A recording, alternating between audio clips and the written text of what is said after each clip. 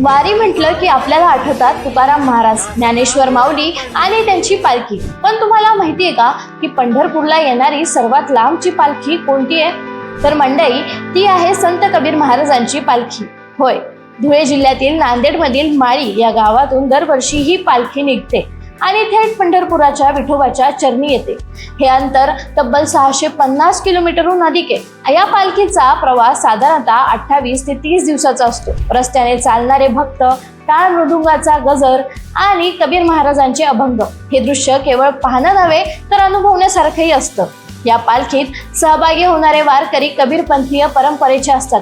निर्घृण उपासना, जातपात न मानणारी भावना आणि मानवतेच खरे धर्मोत्सव घेऊन ही पालखी पंढरपुरात प्रवेश करते. तुम्ही ऐकलं असेल, अक्कलकोटची स्वामी समर्थ पालखी, देहूची तुकाराम महाराजांची पालखी, आळंदीची ज्ञानेश्वर माऊलीची पालखी, या सगळ्या ही लांब अंतरावरून येतात.